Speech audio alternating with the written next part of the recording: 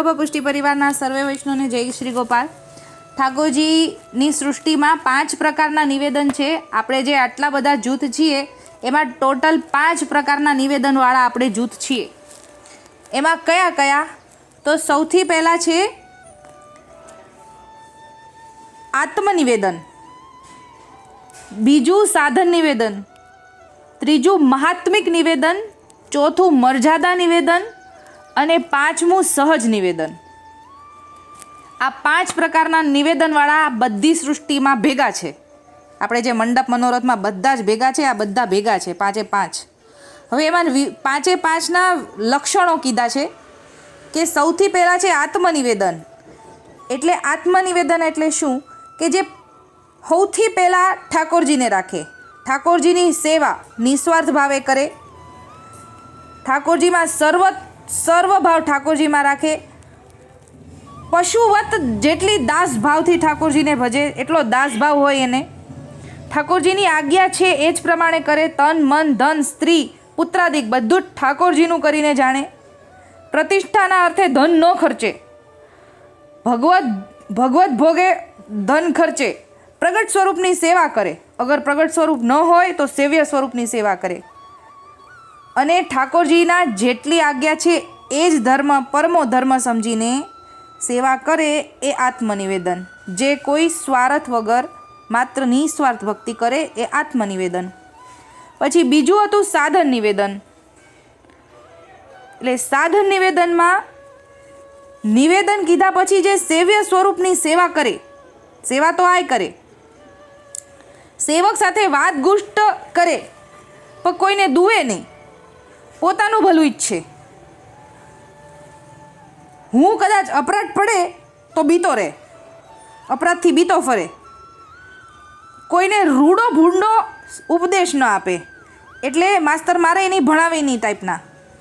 કોઈ દિવસ સારું કરવામાં કંઈક ભૂલ પડી જાય તો એમ બીતા ફરે, અને કોઈ દિવસ કોઈનું ખરાબ તો કરવું જ નહીં એમ બીતા ફરે, કોઈના ગુણેય ન ગાય અને અવગુણેય ન જોવે, પ્રગટ સ્વરૂપથી અળગો રહે, ભગવતીનો સંગ કરવાનું મન ન થાય, પોતાનું ધન સાધન જાણીને ખર્ચે પણ તેનું ધન પ્રગટ સ્વરૂપને ભોગ ન આવે તેને સાધન નિવેદન કરીને જાણવું। આ બધા લક્ષણ સાધન નિવેદનના। પછી ત્રીજું છે મહાત્મિક નિવેદન।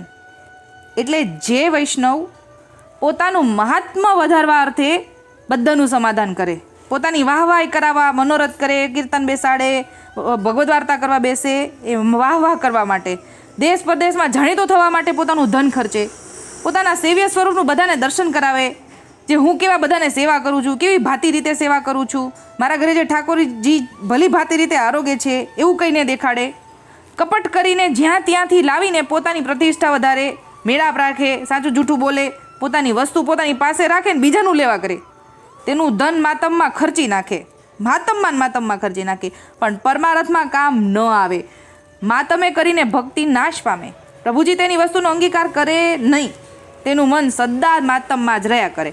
આ લક્ષણ માત્મિક નિવેદનના। પછી બીજું લક્ષણ મર્યાદા નિવેદનના। એટલે એનું મન મર્યાદામાં રહ્યા કરે, સેવાય મર્યાદાથી કરે, વૈષ્ણવ શું વાત ગુષ્ટ કરે, કીર્તન કરે અને સાંભળે, તેણે કરીને શ્રી ઠાકોરજી પ્રસન્ન થાય નહીં, એની ઉપર પ્રસન્ન ન થાય એવું કીધું છે।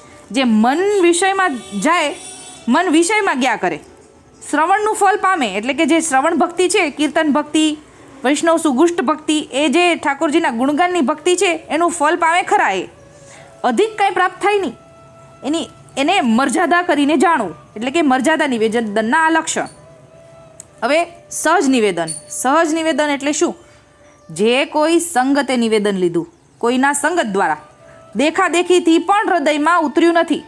દેખાદેખી એટલે દેખાવેખી કે કરી સ્વાર્થ સંગે માળા ધરી, ડોસાભાઈ કહે છે હાકલમાં એ પ્રમાણે કે દેખાદેખીથી માળા ધરી, લૌકિકમાં મન રહ્યા કરે, એ સહજ નિવેદન, એ પણ ફલિત થતું નથી। એ આપણો જીવ હજી વાર છે, નિવેદન પણ પામ્યા છે પણ દેખાદેખીથી થયા છે। એ આ પ્રમાણે 5 લક્ષણ પુષ્ટિ સંહિતામાં પાના નંબર 306 ડિટ્ટો ટુ ડિટ્ટો આ પ્રકારે આપ્યું છે, જે જીવના 5 પ્રકારના નિવેદન છે। આજે આટલું જ બોલીને મારી નાની વાતને વિરામ આપું છું। બોલો શ્રી ગોપાલ લાલ કી જય। આપણે જય બોલાવીને સત્સંગની શરૂઆત